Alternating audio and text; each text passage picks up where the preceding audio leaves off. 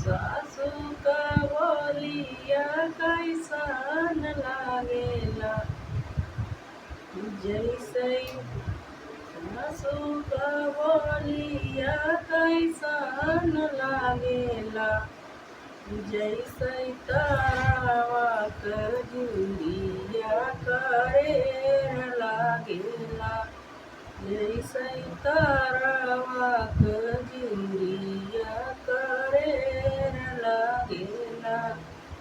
रसवा गोले गोले गोले बोलैया लागेला, रसवा गोले गोले गोला बोलैया लागेला। हो रसवा गोले गोल बोलैया लागेला, जितनी का बोलिया कैसन लागेला। जितनी का बोलिया कैसन लागेला, जितनी का बोलिया कैसन लागेला, जैसे मेरी चाली चाहिया के झाक लागेला, जैसे मर चामी चाहिया का झार लागेला। रसवा गोले गोले बोलेला बोलैया लागेला, रसवा गोले गोले बोले बोलैया लागेला।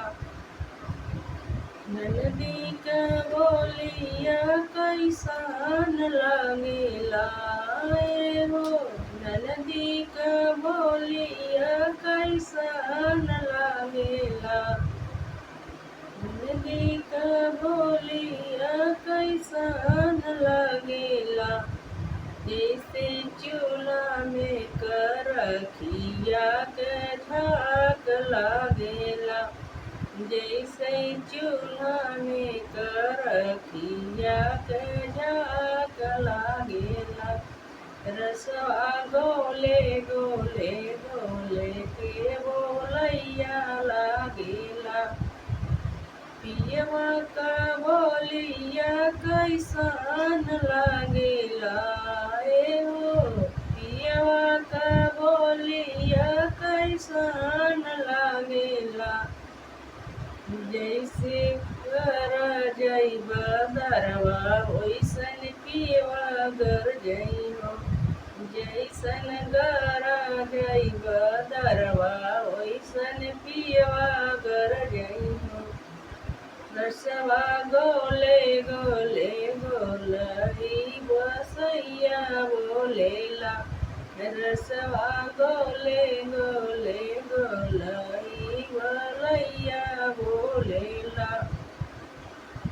सासू का बोलिया कैसन लागेला, हो सासू का बोलिया कैसन लागेला, जैसे चूल्हा कर रखिया के झाक लागेला, जैसे चूल्हा कर रखिया के झाक लागेला।